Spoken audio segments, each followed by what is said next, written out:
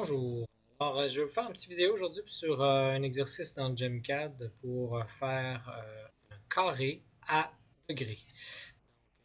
On va commencer par faire le feuilletis. Donc, on s'en va ici. On va changer la symétrie. Si vous avez une autre symétrie, vous mettez 4.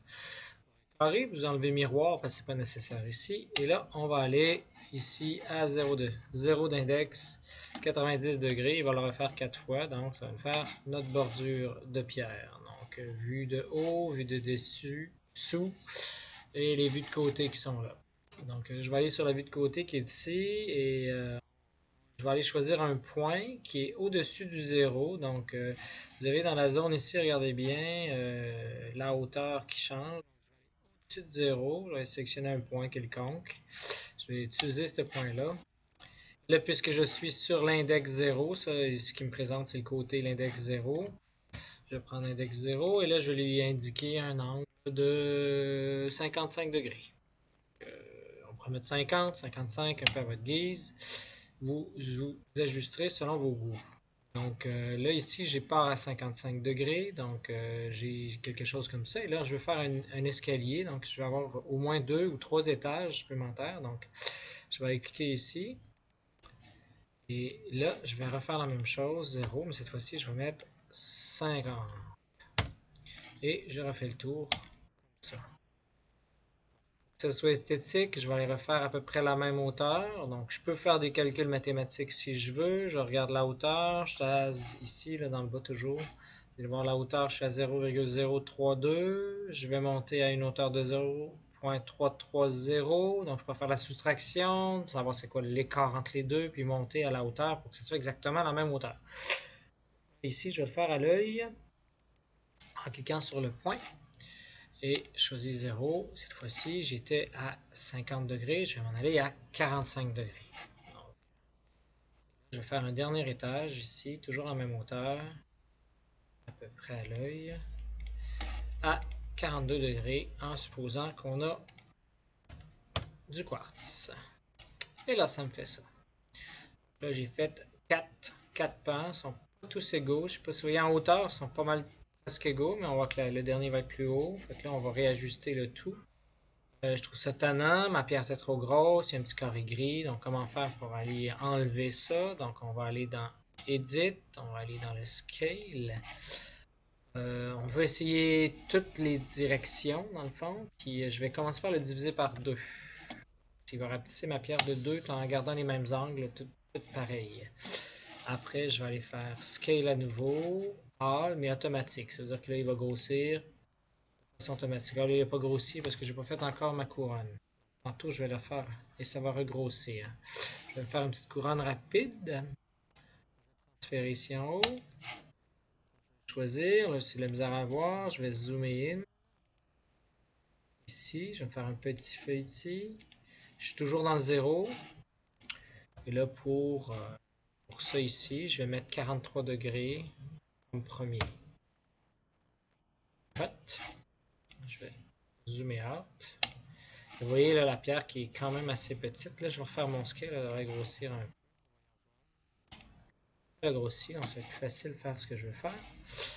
Et parfois, ce qui est intéressant aussi, c'est d'aller chercher les hidden lines. Hidden lines, ça me permet de voir les lignes en arrière. À travers. Donc, si des fois je veux avoir exactement le même endroit, ou des fois au contraire, je veux couper, pour être sûr que la lumière, quand je vais la regarder, soit coupée en deux. Ce que vous cherchez. Ici, maintenant, je vais le faire couper en deux ici. Clic. Et après 43, on pourrait se mettre un X 0, mais avec un angle de 43, qu'est-ce qu'on pourrait mettre à 35, même à 30. Et on le refait avec un dernier petit vis-à-vis une table de 0. Donc, ça donne une pierre qui ressemble à ça. Donc là, je peux tester, vous vous rappelez la lumière en cliquant sur le bouton droite de la souris. Regarde comment la lumière réagit. CTRL D pour effacer.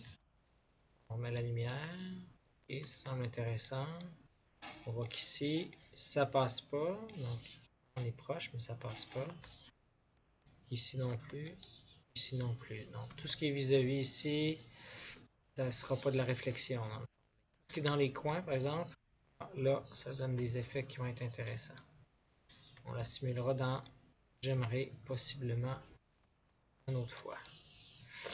Vous voyez la lumière qui est comme ça. Ça nous donne ça. Si vous trouvez que la pointe est trop grande, là on peut s'ajuster, on peut venir changer ces pans-là.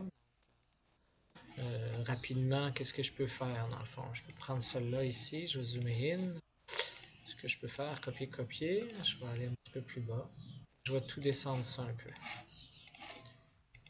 Vraiment, ça va venir jouer sur chacun d'eux. Donc vous voyez, je copie-coller les index. Oui, 0 et 96, c'est la même chose. Et 45, l'angle.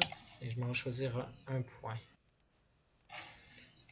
Et là, il est descendu. Et je vais faire la même chose avec cela.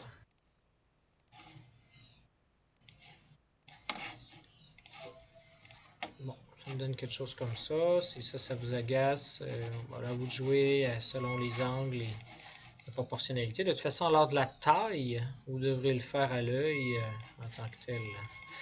Donc, soit à l'œil ou il y a différentes techniques aussi. Bon, je ne pas là. Fait que ça ressemble à ça pour ce qui est de ce petit exercice que vous pourrez vous amuser à faire. Peut-être comme dernière petite chose, un dernier scale avec tout. C'est automatique. Bon, on n'a pas changé grand chose. Et on pourrait s'amuser, si vous voulez aller un petit peu plus loin, faire des scales, mais là, cette fois-ci, tu as choisi Y, et je vais diviser par 1.5. Là, ici, j'ai rapetissé, vous voyez que ça va faire une espèce de rectangle. Et il me demande si je veux ajuster les index. Donc, je peux lui dire oui. Ajuster, je veux que ça soit taillable avec mes index. L'index 96, je dis OK. Et naturellement, ici, il n'y a pas de problème vu que c'est un carré. Et ajuster, cependant, regardez, tous les angles ont été changés. Pour faire en sorte que ça fonctionne avec cette pierre. On revient en arrière, ça donne quelque chose comme ça. Et vous pouvez essayer quelques petites fonctions supplémentaires, histoire de pousser ça un peu plus loin. J'espère que vous avez apprécié. Bonne journée.